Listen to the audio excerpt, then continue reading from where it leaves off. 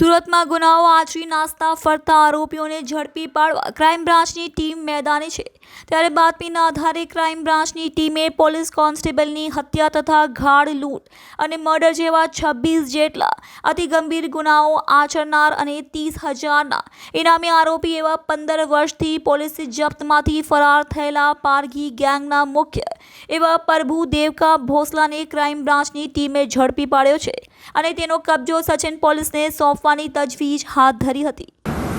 सन 2004-5માં સુરત શહેર, સુરત ગ્રામ્ય, તાપી, નવસારી અને ભરૂચ જિલ્લામાં એક પારઘી ગેંગનો આતંક હતો। એણે અસંખ્ય લૂંટધાડ સાથે મર્ડરના પણ અનેક બનાવો બનેલા હતા, જેમાં મુખ્યત્વે કહીએ તો ઉચ્છલ પોલીસ સ્ટેશનની હદમાં ધાડ પાડતી વખતે હાઈવેમાં જે આ લોકો રોબરી કરતા હતા ત્યારે પોલીસ આવી જતા પોલીસના એક જવાનને પણ આ લોકોએ મારી નાખ્યો હતો અને ઇન્સાસ રાઇફલ લૂંટી લીધી હતી।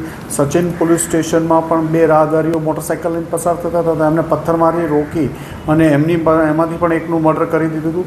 25થી 26 બનાવો લૂંટધાડના હતા, જે આખી પારઘી ગેંગનો આતંક મચાવેલો હતો, જેમાં પોલીસ કોન્સ્ટેબલના મર્ડર સાથેનો પણ બનાવ હતો। આ ગેંગ પકડાયા ગઈ હતી અને આ પકડાયા બાદ 2008માં વડોદરાથી અહીંયા જાપ્તામાં લાવતા હતા ત્યારે પાલેજ પાસેથી આખી ગેંગ આમાંથી અમુક લોકો ભાગી ગયેલા હતા। ફરીથી આમાંથી પકડાણા બાદ ફરીથી 2012માં સુરત લાજપોર જેલથી કોર્ટ લાવતા હતા ત્યારે સચિન વાંજ ગામ પાસેથી ફરીથી આમાંથી 4 ઇસમો ભાગી ગયા હતા। પોલીસ કમિશનર સાહેબોએ આવા જે ગંભીર બનાવોના વોન્ટેડ આરોપીઓ છે એને પકડી પાડવા માટે સ્પેશિયલ ટીમ બનાવી અને કામગીરી કરવાની સૂચના આપી હતી, જેના અનુસંધાને આ કેસમાં જે 15 વર્ષથી આ ગેંગના મુખ્ય સૂત્રધાર પ્રભુ ઉર્ફે રઘુનાથ દેવકા ભોસલે, જે બુલદાણા જિલ્લાનો રહેવાસી છે અને બુલદાણાની બાજુમાં એનું ગામ છે,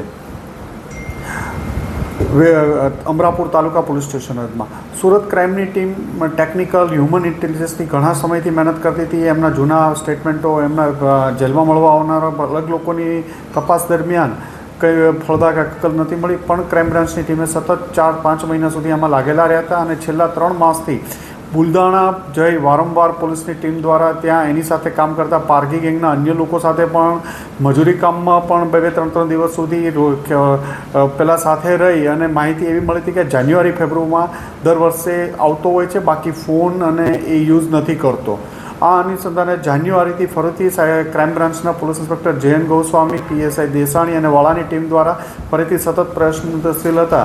એ દરમિયાન આ પકડાઈ ગયેલ છે અને એમની પૂછપરછ અત્યારે ચાલુ છે। આ બનાવ પછી ભાગ્યા પછી એને પોતાના ગામ આવે ત્યારે પણ 3 થી 4 દિવસ જ રહેતો હતો। ફોન આજની તારીખ સુધી એ લોકોએ વાપરવાના બંધ કરી દીધા છે। અલગ અલગ શહેરોમાં રહે છે, મજૂરી કરવાનું અત્યારે પ્રાથમિક દ્રષ્ટિએ જણાવે છે, બ્રિજ કે એની નીચે સૂઈ જવાનું, ફેમિલી સાથે રખડતા રહેવાનું, એ એની સ્ટોરી છે।